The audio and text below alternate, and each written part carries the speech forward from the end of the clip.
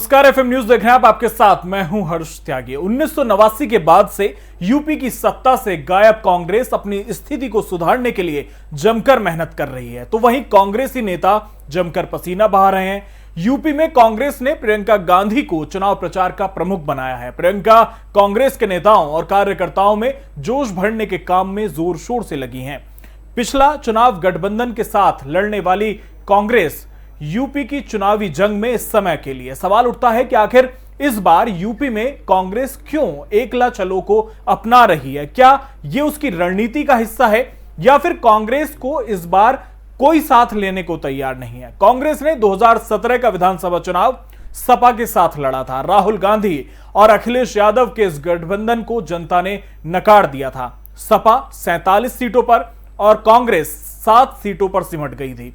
2019 के लोकसभा चुनाव में तत्कालीन कांग्रेस अध्यक्ष राहुल गांधी अपने गढ़ अमेठी से हार गए थे। सपा ने लोकसभा चुनाव के बाद किसी बड़े दल से गठबंधन नहीं किया, इनकार कर दिया था। सपा और बसपा ने कांग्रेस से किनारा कर लिया है। दोनों को साथ पहले कांग्रेस का गठबंधन रह चुका है। सपा और बसपा के इनकार के बाद कांग्रेस पश्चिम में राष्ट्रीय लोक दल से तालमेल की कोशिश में थी और इस बात को बल तब मिला जब 31 अक्टूबर को रालोद प्रमुख जयंत चौधरी लखनऊ से प्रियंका गांधी के साथ जहाज से दिल्ली लौटे। लेकिन इस बीच शनिवार को खबर यह सामने आई कि सपा रालोद गठबंधन की घोषणा 21 नवंबर को लखनऊ में होगी। जयंत ने भी रविवार को इसकी पुष्टि कर दी। जयंत की पुष्टि के बाद कांग्रेस को बड़ा झटका लगा। कांग्रेस को उम्मीद थी कि वेस्ट यूपी में रालोद के रूप में उसे एक मजबूत साथी मिल जाएगा, लेकिन यहां भी उम्मीदों पर पानी फिर गया। आखिर वजह क्या है कि कोई भी कांग्रेस को अपने साथ लेने को तैयार नहीं है, या फिर यूपी में कांग्रेस इतनी मजबूत हो गई है कि वो अकेले भी लड़ने को तैयार है। इसी पर चर्चा करेंगे। आपको बता दें कि प्रियंका गांधी ने बड़ा ऐलान किया है कि उत्तर प्रदेश चुनाव में कांग्रेस अकेले चुनाव लड़ेगी। एकला चलो की नीति अपना रही है कांग्रेस, लेकिन यूपी में कांग्रेस के कई सियासी असफल प्रयोग रहे हैं। 2017 में सपा के साथ गठबंधन किया। राहुल गांधी अखिलेश यादव के इस गठबंधन को जनता ने नकार दिया था। सपा 47 सीटों पर, कांग्रेस 7 सीटों पर सिमट गई थी। इसमें 1996 की अगर बात करें तो 1996 में कांग्रेस बसपा के साथ मिलकर चुनावी मैदान में उतरी थी और यह प्रयोग भी कोई सफल नहीं रहा था। वहीं रालोद के साथ भी पहले गठबंधन में रह चुकी है कांग्रेस। और उत्तर प्रदेश की अगर हम बात करें तो एक लंबे वक्त से उत्तर प्रदेश की सत्ता से दूर है। 1989 के बाद से उत्तर प्रदेश की सत्ता से दूर है। तो यहां पर सवाल यह उठता है कि क्या कांग्रेस को कोई अपने साथ लेने के लिए तैयार नहीं है, या फिर कांग्रेस इतनी मजबूत उत्तर प्रदेश में हो चुकी है कि अब वो अकेले ही चुनाव लड़ेगी। बहुत सारे सवाल यहां पर खड़े हो रहे हैं, तमाम तरह की प्रतिक्रियाएं सामने आ रही हैं और इसी को लेकर हम भी चर्चा करेंगे। तमाम मेहमान हमारे साथ जुड़ रहे हैं।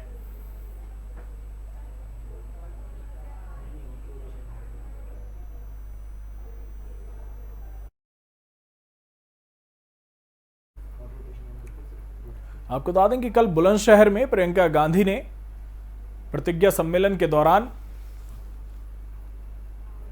अपने एक बयान में कहा कि कांग्रेस अकेले चुनाव लड़ेगी, हर सीट पर अपने कार्यकर्ता को वो उतारेगी, इस बार किसी के साथ गठबंधन नहीं करेगी। हालांकि उम्मीद जताई जा रही थी कि रालोद के साथ वो गठबंधन कर सकती है, क्योंकि जिस तरह से कुछ खबरें सामने आई थी और ये भी खबर आई थी कि हो सकता है कि कांग्रेस जो है उन्हें रालोद के जो प्रमुख हैं इस वक्त जयंत चौधरी, उन्हें राज्यसभा भेज दे, लेकिन इन सभी खबरों का खंडन हो गया।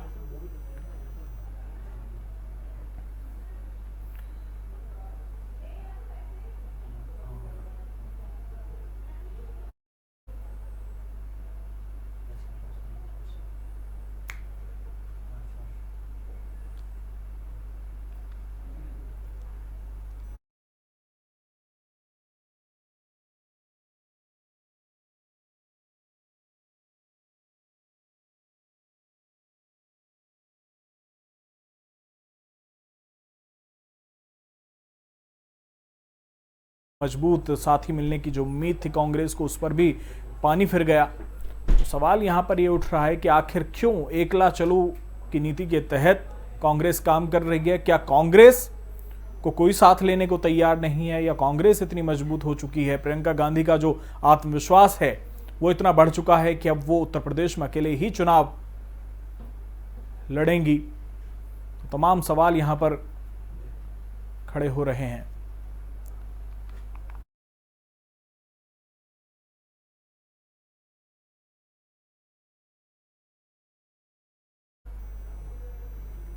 तो कांग्रेस की एकला चलो की जो नीति है उसे लेकर हम चर्चा करेंगे। तमाम मेहमान हमारे साथ जुड़ रहे हैं। हमारे साथ कांग्रेस से नसीम खान जुड़ेंगे, बीजेपी से कैप्टन आई सिंह भदौरिया हमारे साथ जुड़ गए हैं, बहुत बहुत स्वागत है आपका।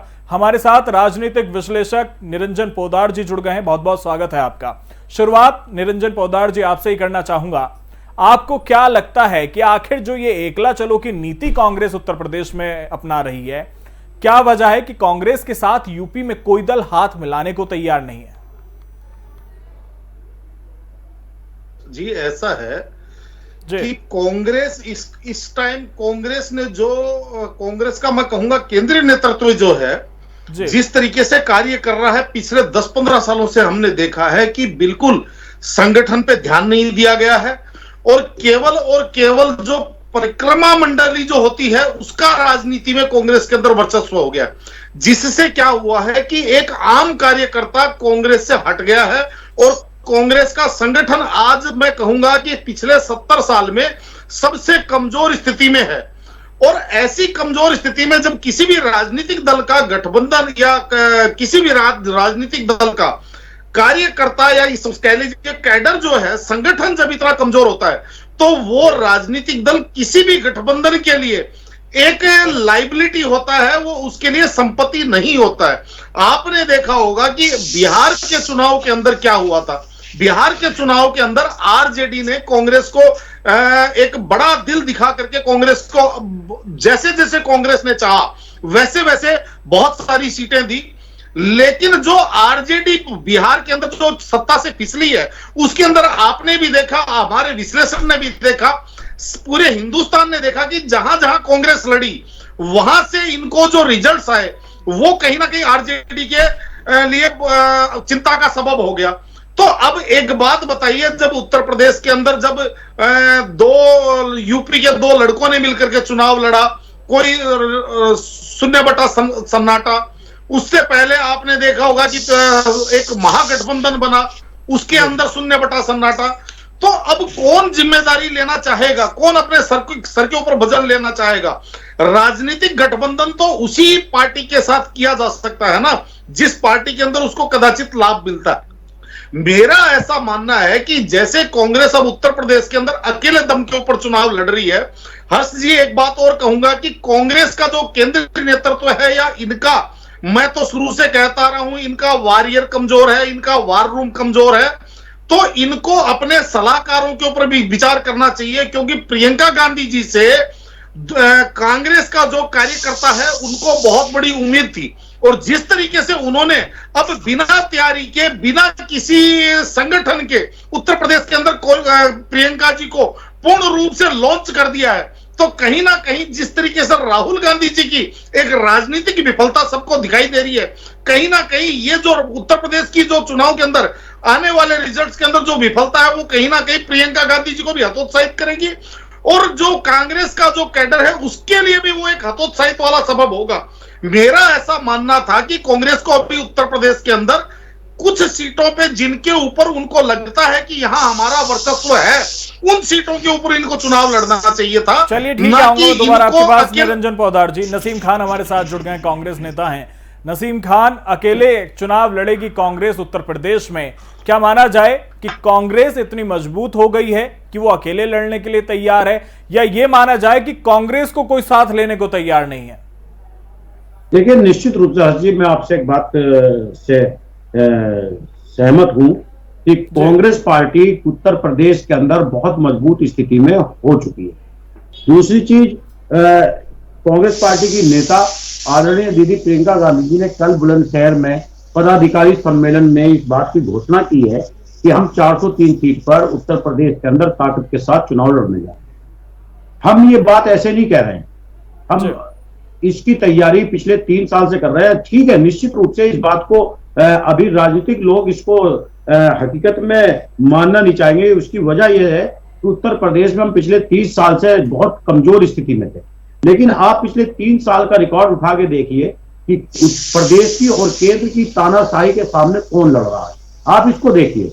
हमने नसीम खान साहब, अगर मजबूत थी तो शुरुआत से ये कह के चलते कि हम अकेले लड़ेंगे। शुरुआत में तो आपने दरवाजा खोल रखा था कि छोटे दलों को साथ लेंगे, रालोद से आपकी बात हो रही थी, लेकिन गठबंधन नहीं हुआ तो अब आप कह रहे हैं कि अकेले लड़ेंगे। इतने मजबूत हो गए। रालोद का मैं आपसे एक बात कहना चाहता हूं कि रालोद का औपचारिक रूप से अभी गठबंधन की किसी से घोषणा नहीं हुई है, ना समाजवादी हो जाएगी 21 तारीख को, 21 नवंबर को हो रही है घोषणा लखनऊ से। हाँ, मैं आने दीजिए। समाजवादी के मुखिया जरूर कहते घूम रहे हैं कि हमारी घोषणा हो गई है, लेकिन कांग्रेस पार्टी को रालोद, समाजवादी के या किसी और के गठबंधन से कोई लेना देना नहीं, क्योंकि हमारा गठबंधन प्रदेश की जनता से हो चुका है। और ये हम ऐसे नहीं कह रहे हैं, हम पिछले 3 साल से चुनाव लड़ रहे हैं। क्या हमें कमजोर आंकने वाले लोग बुलंदशहर का हमारा पदाधिकारी सम्मेलन देखें, 10,000 के आसपास 14 जिले के पदाधिकारी और महत्वपूर्ण पदाधिकारी वहां जुटे हैं। इससे पहले आप 10,000 की बात, हम पदाधिकारियों की बात कर रहे हैं। इससे पहले हमने वाराणसी और गोरखपुर भारतीय जनता पार्टी के लिए महत्वपूर्ण जनपद है। वाराणसी हमारा जो संसदीय क्षेत्र प्रधानमंत्री का है और गोरखपुर हमारा जो है विधानसभा क्षेत्र और संसदीय क्षेत्र, ये हमारा जो जिला है ये मुख्यमंत्री का रहा है। लेकिन दोनों जिलों के अंदर हमने 1-1 लाख से अधिक भीड़ जुटा करके और संगठन के बल पे भीड़ जुटाई है। ये संदेश दे दिया प्रदेश की राजनीति को कि उत्तर प्रदेश की राजनीति करवट ले रही है। उत्तर प्रदेश की राजनीति की दशा दिशा जो पिछले 30 साल से बिगड़ी है, प्रदेश की जनता ने मन बना लिया है कि उत्तर प्रदेश की राजनीति की दशा दिशा दीदी प्रियंका गांधी के नेतृत्व में जो विश्वास की सरकार बनेगी, जो ठोको नीति उस प्रदेश के अंदर चल रही है, उसके खिलाफ जो प्रियंका गांधी की आवाज खड़ी हुई है, जिस तरीके से प्रियंका गांधी जी ने दोनों हाथ को फैला करके उत्तर प्रदेश के दर्द को अपनी बाहों में समेटने का काम किया है, ये विश्वास के साथ हम कह सकते हैं कि उत्तर प्रदेश की राजनीति के अंदर आने वाले समय में 403 विधानसभा चुनाव पर लड़ेंगे और ताकत के साथ लड़ेंगे। लेकिन ये भी मानिए कि जितनी मजबूती आप बता रहे हैं, अगर उतनी मजबूती के साथ कुछ परिणाम ना दिखाई दिए तो 2022 के चुनाव में कांग्रेस के बेहतर ना कर पाने का सीधा असर भी प्रियंका गांधी को होने वाला है, ये भी मानकर चलिएगा। मैं आपसे एक बात कह रहा हूं, वो भविष्य की बात है और हमारे नेता कभी भी जिम्मेदारी को लेने से पीछे नहीं हटते हैं। आपने देखा होगा लोकसभा चुनाव के बाद, 2019 के चुनाव के बाद, क्या राहुल गांधी जी ने जिम्मेदारी नहीं ली थी? क्या मोदी ने इस उपचुनाव की जिम्मेदारी ली है? क्या मोदी और अमित शाह ने बंगाल के चुनाव की हार की जिम्मेदारी ली है? बताइए, परिणाम हमारे नेताओं ने जिम्मेदारी ली है। रही बात राहुल गांधी ने परिणाम की जिम्मेदारी ली तो उसके बाद बदला क्या? बदला क्या उसके बाद? मुझे हर 1 सेकंड दे दीजिए। अभी पूरे देश के 13 राज्यों में उपचुनाव हुए हैं और बड़ा चुनाव था, पूरे देश के अंदर का चुनाव था। उस चुनाव ने क्या संदेश दिया है? हमारी विधानसभा की सीट भारतीय जनता पार्टी की विधानसभा की सीटों से, जीतने वाली सीटों से अधिक आई है। हमने हर जगह चुनाव जीता है। हमने हिमाचल में इनका सुपड़ा साफ किया है। आज पूरे देश, अगर आप उपचुनाव का ही जिक्र कर रहे हैं तो बंगाल विधानसभा चुनाव में क्या हुआ वो भी बता दीजिए। बिहार में 2 सीटों पर उपचुनाव के परिणाम आप बता दीजिए। बंगाल में कांग्रेस खाता नहीं खोल सकी। 2020 के चुनाव में बिहार के कुशेश्वर स्थान सीट पर जो था, जब गठबंधन में लड़े थे तो दूसरे नंबर पर था आपका उम्मीदवार, और उपचुनाव में अलग होकर लड़े तो जमानत जब्त हो गई आपके उम्मीदवार की। मैं आपकी बात का जवाब दे रहा हूं। हमने हिमाचल के अंदर इनका सुपड़ा साफ किया। और रही बात 2019 के बाद, 2019 के बाद आप बताइए मुझे, 2014 के बाद मैं कह रहा हूं, जब देश के प्रधानमंत्री मोदी जी बने, क्या राजस्थान हमने नहीं छीना इनसे? क्या हमने इनसे छत्तीसगढ़ नहीं छीना? क्या इनसे हमने मध्य प्रदेश नहीं छीना? अगर राजस्थान छत्तीसगढ़ पर जाएंगे तो एक लंबी चर्चा हो जाएगी। आऊंगा मैं दोबारा आपके पास नसीम खान, आऊंगा मैं दोबारा आपके पास। कैप्टन आई सिंह भदौरिया कुछ कह रहे हैं। कैप्टन आई सिंह भदौरिया, गुजरात में हमने इन्हें पीछे धकेला 5 सीट। नसीम साहब आ रहा हूं दोबारा। अगर अन्य राज्यों पर चर्चा करेंगे, पंजाब के अंदर प्रदेश पर चर्चा है, महाराष्ट्र नसीम खान साहब, नरेंद्र मोदी साहब हमने किस जगह पे पीछे नहीं धकेला। नरेंद्र मोदी इस देश के अंदर लूट खसोट की नीति, तानाशाह की नीति। चलिए ठीक है नसीम खान साहब, नसीम खान साहब आ रहा हूं मैं आपके पास। कैप्टन आई सिंह भदौरिया, बात रखिए अपनी। हर्ष जी, आपने सबको 10-10 मिनट दिया और मैंने किसी के बीच में कोई हस्तक्षेप नहीं किया है। बिल्कुल, तो आपको पूरा समय दूंगा मैं, क्योंकि हम चर्चा करने बैठे हैं, आरोप प्रत्यारोप में नहीं बैठे हैं। हाँ, तो वही मैं कहना चाह रहा हूं, मैंने किसी के बीच में हस्तक्षेप नहीं किया, तो हमारे बीच में भी ना करें। डिबेट को अगर सुचारू चलाना है जब मैंने नहीं किया तो हमारे बीच में भी कोई ना बोले, नहीं होगा। मैं कांग्रेस को बताना चाहूंगा कि आपको कोई खत्म नहीं कर रहा, आप अपनी नीतियों से खत्म हो रहे हैं। आपने बंगाल में कांग्रेस ने बरसों जो है ना शासन किया, और आज बंगाल में इनकी क्या हालत है कि वहां पर 0/0 है। और इनका समझौता वहां किससे हुआ था? फुरफुरा शरीफ के पीरजादा से। असम में समझौता किससे हुआ था? अजमल से, जो देश के कानून से, देश के संविधान से मत अपना नहीं रखते हैं। और इनकी नीति कितनी अच्छी है वो दुनिया जानती है। अगर श्रीनगर में समझौता किससे हुआ ये भी बताएं? अरे मैं महबूबा मुफ्ती से, आतंकवादी बनाने वाले से। आप भड़कना क्यों रहे हैं? नसीम खान साहब बात पूरी हो जाने दीजिए। कैप्टन आइसिंग भदौरिया की बात पूरी हो जाने दीजिए। आप बताइए। नसीम खान साहब, महबूबा मुफ्ती बताइए। नसीम खान साहब, कैप्टन आइसिंग भदौरिया की बात पूरी हो जाने दीजिए। महबूबा मुफ्ती, नसीम खान साहब, जब जवाब लेना होगा तब जवाब दीजिएगा। नसीम खान साहब, एक एक करके यार। नसीम खान साहब, नसीम खान साहब, मेरा निवेदन है आपसे। जनता पार्टी के लोग, नसीम खान, मेरा निवेदन है आपसे, मेरा निवेदन है आपसे कि बात पूरी हो जाने दीजिए, वरना मुझे आपकी आवाज गिरानी पड़ेगी। नरेंद्र मोदी, नसीम खान साहब, मुझे आपकी आवाज गिरानी पड़ेगी अगर आप बात पूरी नहीं करने देंगे तो। नसीम खान, आपको आवाज मिल पा रही है? चंदे के रूप में नसीम खान, आपको आवाज मिल पा रही है? उपदेश देंगे आकर के। मेरा निवेदन है आपसे नसीम खान साहब, मेरा निवेदन है आपसे कि बात पूरी हो जाने दीजिए, वरना मुझे आपकी आवाज गिरानी पड़ेगी। जब आप बात रख रहे थे तो कोई बीच में नहीं बोल रहा था। बात पूरी हो जाने दीजिए, निवेदन है। कैप्टन आइसिंग भदौरिया, जब जवाब लेने आऊंगा नसीम खान तक बोलिएगा ना। देश को गुमराह न करें। नसीम खान साहब, आपकी पार्टी का मंच भी नहीं है ना।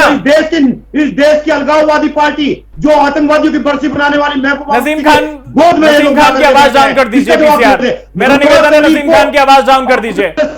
बुलाने वाले नरेंद्र, ठीक है कैप्टन आइसिंग भदौरिया, आप अपनी बात पूरी कीजिए। आडवाणी की पार्टी के लोग आज राष्ट्रभक्ति का पाठ न पढ़ाए, कंगना रनावत को पद्मश्री देने वाले लोग। कैप्टन आइसिंग भदौरिया, अपनी बात पूरी कीजिए। आजादी बीच में मिली, आपको बोलने का हक नहीं है, आपको बोलने का। कैप्टन आइसिंग भदौरिया, आप अपनी बात पूरी कीजिए। नहीं, कैप्टन आइसिंग भदौरिया, आप बात पूरी कीजिए। नसीम खान, आपकी आवाज टीवी पर ऑन एयर नहीं जा रही है तो आप मत बोलिए। नसीम खान, आपकी आवाज टीवी पर नहीं जा रही है। नसीम खान साहब, मेरा निवेदन है आप। नसीम खान साहब, अगर आपको सिर्फ अपना ही अपना बोलना है। नसीम खान साहब, पद्मश्री देने वाले देशद्रोहियों को छोड़ के भाग जाओ माइक को। मेरा निवेदन है कि नसीम खान साहब को डिस्कनेक्ट कर दिया जाए और माफी चाहूंगा मैं आपको डिस्कनेक्ट करने के लिए। बहुत बहुत शुक्रिया नसीम खान साहब, बहुत बहुत शुक्रिया आपका। कैप्टन आइसिंग भदौरिया, अपनी बात पूरी कीजिए। नहीं, इसको या तो माइक को म्यूट करा दीजिए तो ही मैं बात करूंगा, नहीं ऐसे गमारों से मैं डिबेट नहीं करने वाला। जी, आप अपनी बात पूरी कीजिए। जिहादियों को लाकर बैठाओगे, मेरी डिबेट कराओगे? कैप्टन आइसिंग भदौरिया जी, कैप्टन आइसिंग भदौरिया जी, आप अपनी बात पूरी कीजिए। उनकी आवाज कहीं नहीं जा रही है आगे, ऑन एयर उनकी आवाज नहीं जा रही है। आप अपनी बात पूरी कर सकते हैं कैप्टन आइसिंग भदौरिया जी। हर्ष जी, आपने देखा होगा कि ये पूरा 10 मिनट बोला, मैं बीच में एक शब्द नहीं बोला। जैसे ही मैं बोला, इस जिहादी ने जहर उगलना शुरू कर दिया। अरे भैया, उत्तर प्रदेश में अगर ये कहीं सुई भी गिरती है ना तो प्रियंका गांधी दौड़ी पहुंच जाती, पूरी कांग्रेस पहुंच जाती है। और वही जो है ना, राजस्थान में खुलेआम महिलाओं के, लड़कियों के साथ बलात्कार हो रहा है। डेली वहां सरेआम पीट के हत्याएं हो रही हैं। ना प्रियंका बोलती है, ना पूरी कांग्रेस बोलती है। तो ये तो इनका चरित्र है। कांग्रेस आज जो है ना, एक समुदाय के विचारधारा की बन के पार्टी रह गई है। इनका जो जिस पार्टी ने 70 साल इस देश पर शासन किया, आज उसकी स्थिति इतनी बुरी इसीलिए कि ऐसे उनके प्रवक्ता हैं, जिहादी सपोर्ट करने वाले हैं। तो सोचिए, देश में 80 करोड़ से ज्यादा यहाँ हिंदुस्तान में सनातनी लोग रहते हैं। हिंदुस्तान में हिंदुस्तान के कानून को मानने वाले लोग रहते हैं। हिंदुस्तान के संविधान में विश्वास करने वाले लोग होते हैं। और ऐसे लोग ना तो हिंदुस्तान के कानून को मानते हैं, ना हिंदुस्तान के संविधान को मानते हैं, ना यहाँ की देश की जनता को मानते हैं। तो ऐसे लोगों की स्थिति इसलिए आज खराब हो रही है। और कांग्रेस की स्थिति इतनी ज्यादा बुरी क्यों है कि कांग्रेस में नेता नहीं है। कांग्रेस सिर्फ एक परिवार की पार्टी बन के रह गई है। कांग्रेस में सिर्फ 3 लोगों को ही सर्वा माना जाता है, सोनिया, प्रियंका, राहुल। इसके अलावा उनके यहाँ किसी की चलती नहीं है।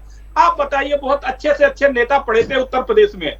उत्तर प्रदेश की किसी को जिम्मेवारी नहीं दी गई। किसको दी गई? प्रियंका गांधी को। क्या प्रियंका गांधी इससे पहले क्या थी? कितने चुनाव उन्होंने लड़े हैं? कितने बार सांसद चुन के आई है? एक बार भी नहीं। क्या अनुभव है? कोई अनुभव नहीं। सिर्फ खानदान की उनको ये कहेंगे कुछ खानदान से बिलोंग करती है। तो नेहरू गांधी परिवार की पार्टी बन के रह गई है और उसके ऊपर ही इनकी विचारधारा जो देश को गाली देगा वो उसके साथ ये कांग्रेस खड़ी हो जाती है। तो पूरा देश इनकी बिल्कुल अच्छी तरह से इनकी जो एक फितरत है उसके अच्छी तरह समझ चुकी है। इसलिए इनकी स्थिति आप देख रहे हो दर प्रतिदिन। अभी इन्होंने कहा कि हिमाचल में हमने सुपड़ा साहब, भैया हमारी वहां सरकार है, हमारा सुपड़ा साहब क्या कर दिया? 1-2 सीटें हैं, उपचुनाव में आना जाना होता है कोई बात, मगर मध्य प्रदेश में आप देखिए ना क्या आपकी हालत है। एक विधान मध्य प्रदेश में चोरी की सरकार बनाने वाले, बंद करो इसको, मध्य प्रदेश में चोरी की और जिहादी मानसिकता कह रहे हैं, जिहादी वाली है। कैप्टन सिंह भदौरिया जी, शब्दों पर लगाम लगाइए। कैप्टन सिंह भदौरिया जी, कैप्टन सिंह भदौरिया जी, मेरी आपत्ति है कि जिन शब्दों का आप प्रयोग करें उन शब्दों का प्रयोग ना करें, क्योंकि नसीम खान भैया जुड़े हैं तो सम्मानित है। कैप्टन सिंह भदौरिया जी, नहीं, आपत्ति है मुझे। कैप्टन सिंह भदौरिया जी, मुझे आपत्ति है आपके बयान पर, माफी चाहूंगा मैं। निरंजन पौदार कुछ कह रहे हैं। निरंजन पौदार, निरंजन पौदार, निरंजन पौदार कुछ कह रहे हैं। कैप्टन सिंह भदौरिया जी, कैप्टन सिंह भदौरिया जी, आ रहा हूं मैं आपके पास। निरंजन पौदार कुछ कह रहे हैं। निरंजन पौदार, पेट्रोल से चलाने वाले लोग हैं और हिंदू के किनारे पढ़ने वाले लोग हैं। नसीम खान साहब, नसीम खान साहब सुन लीजिए, सुन लीजिए। कैप्टन सिंह भदौरिया जी सुन लीजिए। निरंजन पौदार कुछ कह रहे हैं। निरंजन पौदार, निरंजन पौदार, चलिए ठीक है। नसीम खान सुन लीजिए। निरंजन पौदार बात पूरी कीजिए। हम पाकिस्तान, निरंजन पौदार कुछ कह रहे हैं। नसीम खान सुन लीजिए ना। पाकिस्तान में नहीं जाते कि हमारी सरकार बनवाइए। हर्ष भाई जरा नसीम खान साहब, एक एक करके बोलोगे तो समझ आएगा। कैप्टन सिंह भदौरिया क्या कह रहे हैं वो समझ नहीं आ रहा, आप क्या कह रहे हैं वो समझ नहीं आ रहा। सुन लीजिए एक एक करके। निरंजन, आपको ये समझ में आ रहा है? एक जिन्नत के मानने वाले लोगों से नसीम खान साहब मैंने आपत्ति जताई है। अपने चैनल की अपनी नसीम खान साहब सुन लीजिए, मैंने आपत्ति जताई है। नवाज शरीफ को अपनी शपथ में किसने बुलाया ये बताइए? नवाज शरीफ को किसने बुलाया? नवाज शरीफ का यहाँ जिक्र है, कर्नाटक का यहाँ जिक्र है, उसकी बात कर रहा हूँ। और अगर आप इसी तरह से करेंगे तो माफी चाहिए, माफी चाहूंगा, मुझे धन्यवाद करना पड़ेगा आप लोगों का। निरंजन पौदार कब से सुन रहे हैं आप लोगों को? किसने चलाई? निरंजन पौदार आपको सुन रहे हैं कब से? पाकिस्तान की बेटी के साथ बलात्कार, इसको पाकिस्तान किस लड़कियों की मौलिज की? निरंजन पौदार जी, निरंजन पौदार जी आप अपनी बात रखिए। क्या निरंजन पौदार जी अपनी बात रखिए। निरंजन पौदार जी बात रखिए अपनी। बनाइए डिबेट में।